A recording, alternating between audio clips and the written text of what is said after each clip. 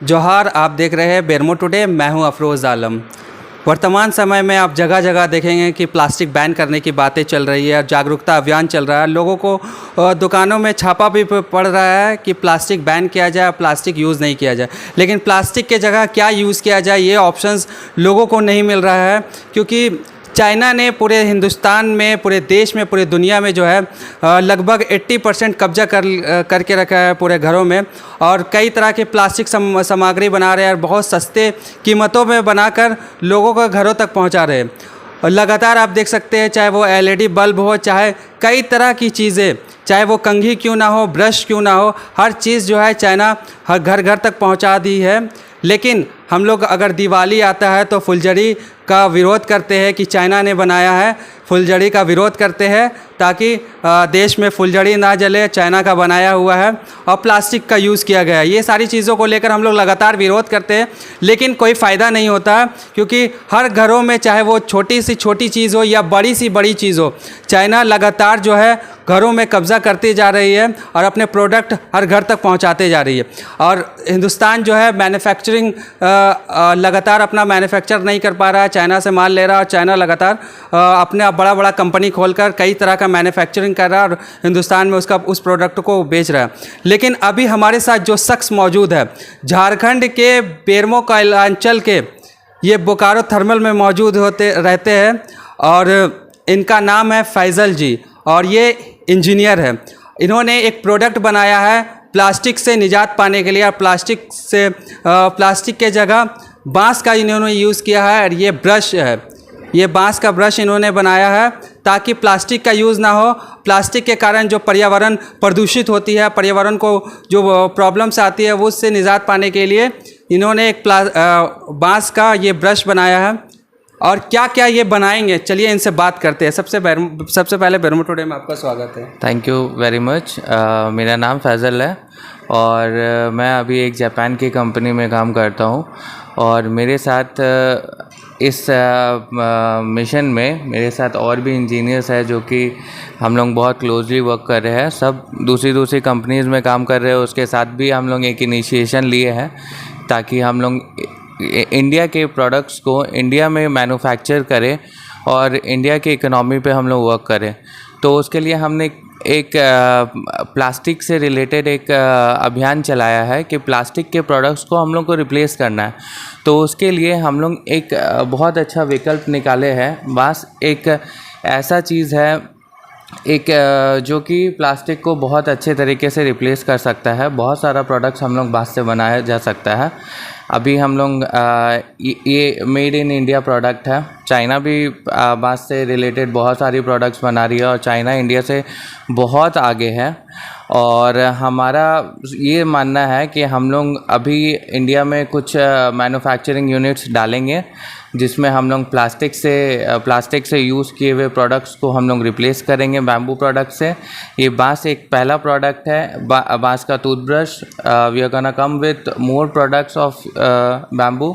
उसके बाद हम लोग का प्लानिंग ये है, अभी हमने 2 एकड़ में बांस लगाया है पलामू में और हमारी सरकार से भी मांग होगी कि हम इस रिसर्च को बांस को ग्रो करने का, जो झारखंड में जो सॉइल है वो बहुत बांस के लिए फर्टाइल है और हम लोग चाहते हैं कि इस चीज़ को हम लोग मोर देन 100 एकर्स और हम लोग खुद से बैम्बू ग्रो करें, उसको हम लोग इंडस्ट्रियल पर्पस के लिए यूज़ करें और इसको हम लोग ज़्यादा से ज़्यादा प्रमोट करेंगे। इंडिया के इकोनॉमी में भी हम लोग कंट्रीब्यूशन करना चाहते हैं। ये बांस से बनाने का आइडिया कहाँ से आया? हम लोग जब इंजीनियरिंग कर रहे थे तब से हम लोग को था कि हम लोग कोई प्रोडक्ट ऐसा लाए जो कि प्लास्टिक को रिप्लेस करे। तो प्लास्टिक को रिप्लेस करने के अभियान में जब हमने काम करना शुरू करा तब हमने जूट एक होता है, जूट बैग जो अभी मार्केट में यूज़ हो रहा है, वो हमने मैन्युफैक्चर करने का सोचा। उसके बाद फिर धीरे धीरे हमारा आइडिया आया कि बांस एक ऐसा प्रोडक्ट हो सकता है जो कि अगर आप बहुत साल पीछे जाएंगे तो आप देखेंगे कि लोग दतवन किया करते थे और दतवन हमारे मसूड़े के लिए बहुत फ़ायदेमंद होता है। तो अगर प्लास्टिक की जगह अगर मैं बांस यूज़ करूं तो बांस का क्या है ना कि ये जो इसका पीछे वाला सेक्शन है ये आपके मसूड़े पे जाएगा। अगर प्लास्टिक को अगर डायरेक्टली आप मसूड़े पे लगेंगे तो वो आपके माइक्रो प्लास्टिक के फॉर्म में वो आपके बॉडी में जाएगा, जो कि कैंसर जैसे हार्मफुल डिजीज़ को पैदा करता है। तो इसीलिए हमने सोचा कि हम कुछ ऐसे प्रोडक्ट को यूज़ करेंगे जो इको फ्रेंडली हो, जो जिसको फेंकने के बाद वो डिकम्पोज कर जाए। और ये ब्रश में 5% हम लोग प्लास्टिक यूज़ कर रहे हैं, बट 95% तो हम लोग कन्वर्ट कर चुके हैं नॉन प्लास्टिक और डिग्रेडेबल प्रोडक्ट में। तो ये हम लोग का आइडिया था कि हम लोग कुछ ऐसे प्रोडक्ट के साथ आए जो कि मैक्सिमम प्लास्टिक को रिप्लेस कर सके। और भी हम लोग बहुत सारा प्रोडक्ट्स बैम्बू से रिलेटेड सोच रहे हैं जो कि डे टू डे लाइफ में हम लोग यूज़ कर सकते हैं और डे टू डे लाइफ में जो डेली यूज़ का प्लास्टिक प्रोडक्ट्स है उसको रिप्लेस कर सकें। कौन कौन सा प्रोडक्ट के बारे में अभी आपने सोचा है? अभी बैम्बू फाइबर है, जो बैम्बू फैब्रिक भी बहुत यूज़ हो रहा है। बैम्बू का फाइबर से टॉवेल बन रहा है, आपका क्लोथ्स बन रहा है, बेडशीट बन रहा है। उसके अलावा बैम्बू का पेन हमने सोचा है, बैम्बू का कटलरी आइटम्स हमने सोचा है, प्लेट्स हो गया, आपका स्ट्रॉज हो गया। स्ट्रॉ बहुत ज़्यादा यूज़ होता है प्लास्टिक में। बैम्बू का स्ट्रॉ आप रीयूज़ कर सकते हैं अगेन एंड अगेन, उसके बाद आप उसको फेंक दीजिए, वो डिकम्पोज हो जाएगा। Plastic is something which will never decompose, it will take millions of years to decompose. तो हम लोग का बस यही मिशन है कि हम लोग सिंगल यूज़ ऑफ प्लास्टिक को रिप्लेस करें। कई मुश्किलें आएगी इस दौर में, क्योंकि अभी जिस तरह का लोगों को एक आदत सा बन गया है, बड़ी बड़ी कंपनियां कई तरह का अपने आप प्रोडक्ट को प्रचार करके कहीं ना कहीं मार्केट में कब्जा जमा ली है। तो इससे कैसे आप लोग आगे बढ़ेंगे? ये बांस का जो आपने जो सवाल करा है, कोलगेट बहुत बड़ी कंपनी है जो कि बहुत ज़्यादा टूथब्रश बना रही है, पर कोलगेट अपने बांस के टूथब्रश के साथ भी मार्केट में आया था। बट क्योंकि ब्रश का मार्केट इतना बड़ा है और रिक्वायरमेंट इतना ज़्यादा आ गया कि कोलगेट कोप अप नहीं कर पाया। प्रॉब्लम ये हुआ कि उन्होंने अमेज़न फ्लिपकार्ट में सेल करना स्टार्ट करा, उनको रॉ मटेरियल का इश्यूज़ होना शुरू हो गया। क्योंकि बांस हमारे पास है पर एक जगह नहीं है, एक साथ नहीं है। कहीं हम लोग को नॉर्थ ईस्ट से मंगाना पड़ रहा है बांस, और भी अगर आप जैसे आप मान लीजिए साउथ में कहीं पे आप प्लान कर रहे हैं इंडस्ट्री डालने का बांस से रिलेटेड, जहाँ पे आप टूथब्रश बनाएंगे, पर वहाँ से रॉ मटेरियल आपको ट्रांसपोर्ट करने में इतना खर्च आ जाएगा कि आप इसका कॉस्ट आपको मोर देन 100 रुपीज़ चल जाएगा, जो कि एक नॉर्मल आदमी नहीं खरीद पाएगा।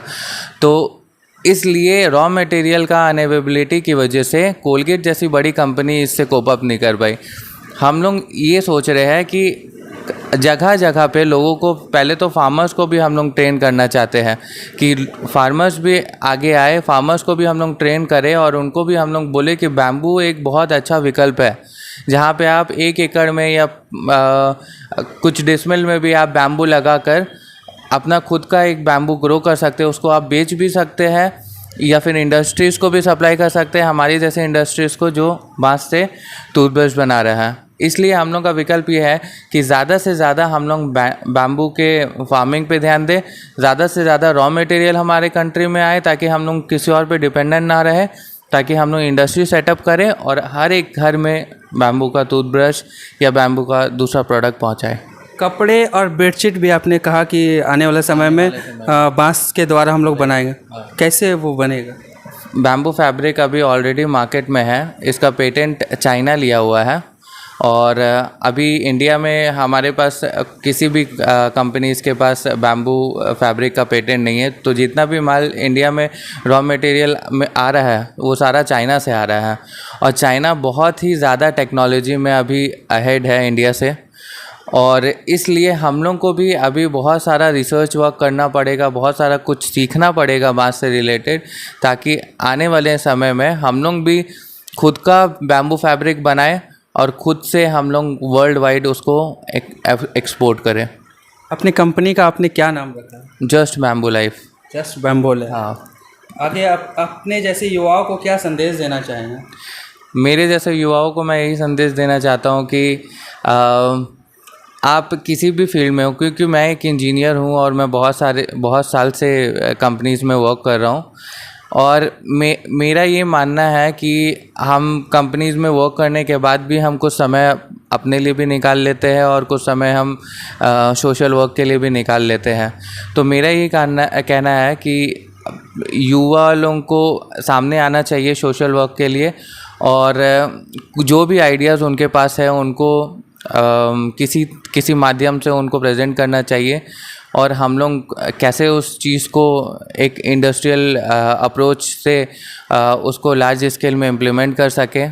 आइडिया बहुत, क्योंकि सबसे ज़्यादा आइडिया जनरेशन यूथ से आता है, सबसे ज़्यादा सोचते यूथ है, पर वो अपने तक ही बात रखते हैं, आगे नहीं ले जा पाते हैं। मैं भी जब बैम्बू की फार्मिंग करना शुरू किया था तब मुझे नहीं पता था कि सरकार इतनी सारी सब्सिडी दे रही है, इतना सारा फैसिलिटी प्रोवाइड कर रही है। मेरे पास इतना कॉन्टैक्ट्स होने के बाद भी हम लोग ये सब्सिडी अवेल नहीं कर पाए। जितना भी बैम्बू में फार्मिंग में पैसा लगा वो सारा हम लोग अपने इनकम से दिए। पर अगर इसको लार्ज स्केल में 100 एकर्स में या 200 एकर्स में हम लोग इम्प्लीमेंट करेंगे और सरकार को हम लोग अप्रोच करेंगे, तो हम लोग का ये मानना है कि हम लोग हमारी सारी फैसिलिटी को अवेल करें। और यहाँ तक ये भी कहना है कि अगर कोई फार्मर अगर अपने 1 एकड़ 2 एकड़ में लैंड में बैम्बू ग्रो करना चाहता है और उसको 3 साल तक ग्रो करके उसको फिर वो सालों साल बेच सकता है और उसकी इनकम भी बहुत अच्छी होगी, तब सरकार आगे आकर उन फार्मर्स को सब्सिडी प्रोवाइड करे और जो भी फैसिलिटी है उनको इधर उधर दौड़ना ना पड़े।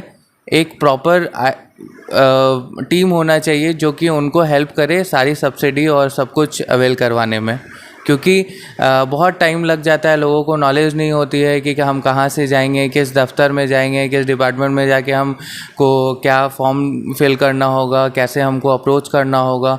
तो इसमें इतना टाइम चला जाता है कि लोग फिर पीछे हट जाते हैं। इसलिए हम लोग सारा सब कुछ खुद से सीख कर और हम लोग इस चीज़ को फार्मर्स तक भी पहुंचाएंगे और इस चीज़ को हम लोग आगे तक लेकर जाएंगे। अपने देश में मैन्युफैक्चर होगा और अपने देश में जब मैन्युफैक्चर होगा तो रोज़गार भी बढ़ेगा और देश के कोने कोने में देश का ही देसी प्रोडक्ट पहुंचेगा घर घर। तो कहीं ना कहीं ये देश की अर्थव्यवस्था में भी एक बड़ा बदलाव और देश की अर्थव्यवस्था में भी बहुत फ़ायदेमंद साबित होगा। तो सरकार से क्या अपील करना चाहते हैं? सरकार से बस मैं यही अपील करना चाहता हूँ कि जब हम इंडस्ट्री सेटअप करेंगे झारखंड जैसी जगह में, झारखंड, बिहार, उड़ीसा, किसी भी स्टेट में, जो कि जहाँ पे हम जानते हैं कि झारखंड जैसे स्टेट में बहुत सारे लेबर क्लास दूसरे स्टेट्स जाके एम्प्लॉयमेंट, दूसरे स्टेट्स उनको एम्प्लॉयमेंट दे रही है। झारखंड के बहुत सारे इंजीनियर्स बैंगलोर, पुणे, महाराष्ट्र में काम कर रहे हैं। तो मेरी ये सरकार से निवेदन होगी कि बैम्बू प्लांटेशन को थोड़ा प्रोत्साहित करे और थोड़ा सा उनको बढ़ाने का काम करें और इंडस्ट्री सेटअप हम लोग करेंगे। और हमारा ये मानना है कि अगर हम इंडस्ट्री सेटअप करेंगे तो हज़ारों की तादाद में लोग उस इंडस्ट्रीज़ में काम करेंगे और यहाँ के गांव और बहुत सारे एरियाज़ में हम लोग डेवलपमेंट का काम करेंगे जब यहाँ पे बहुत सारी इंडस्ट्रीज़ सेटअप होगी। तो बहुत बहुत धन्यवाद। तो आपने देखा कि ये बांस से बना हुआ जो है ये प्रोडक्ट है, ये अभी टूथब्रश से ये स्टार्टअप किए हैं। इसके बाद जो है कपड़े बनेंगे, जूते बनेंगे और कई तरह की बेडशीट्स बनेंगे और कई तरह की चीज़ें जो है ये बांस से बनाएंगे। तो ये जो बांस से जब इंडिया में मैन्युफैक्चर होगा, इंडिया में बनेगा, तो इंडिया के कोने कोने में ये बांस का प्रोडक्ट पहुंचेगा, जिससे होगा क्या कि आपको प्लास्टिक से निजात मिलेगी और प्लास्टिक के जगह जो है आपको बांस से बनी चीज़ों को यूज़ करेंगे, जिससे पर्यावरण को भी काफ़ी फ़ायदा होगा और दूसरे साथ ही साथ आपके हेल्थ को लेकर भी काफ़ी ये फ़ायदामंद साबित होगा बांस से बना हुआ प्रोडक्ट। तो फैज़ल जी के जैसा अगर आप भी कुछ सोच रहे हैं, कुछ अगर आप भी करना चाहते हैं देश के लिए, तो अपने आइडिया को आगे लाइए और इस कदम को बढ़ाइए और देश के लिए कुछ कीजिए, क्योंकि देश में जो है कई विदेशी प्रोडक्ट जो है चाइना जैसे लोग जो है देश में कब्जा कर रहे हैं धीरे धीरे अपने प्रोडक्ट को रख के, और देश में कई तरह के प्रोडक्ट वो बना रहे हैं जिससे देश का जो पर्यावरण भी है वो भी दूषित हो रहा है, और देश में लोगों को जो है रोज़गार के लिए जो है बाहर देशों में जाना पड़ रहा है। तो क्यों ना हम अपने देश में मैन्युफैक्चर करें, अपने देश के लोगों को बढ़ाएं, अपने देश के लोगों को रोज़गार दें और इस अपने देश को मजबूत करें, ताकि हमारा प्रोडक्ट चाइना जैसे देशों में जाकर बिके, वहाँ के लोग जो है इंडिया से प्रोडक्ट खरीदें, ना कि हम चाइना से प्रोडक्ट खरीदें। तो अपने देश को मजबूत करने के लिए फैज़ल जी जैसे लोगों को हेल्प करें, और उम्मीद है कि सरकार जो है इस वीडियो को अगर देख रही है तो सरकार एक कदम आगे बढ़कर आएगी और फैज़ल जी का भी सपोर्ट करेगी, इसकी पूरी टीम को सपोर्ट करेगी, ताकि ये बांस से बना हुआ जो इनका आइडिया है जो प्रोडक्ट लाने का, उन प्रोडक्ट को देश में लाया जाए और पर्यावरण को बचाया जाए। तो आप देख रहे थे बेरमो टुडे, मैं हूँ अफरोज़ आलम, धन्यवाद।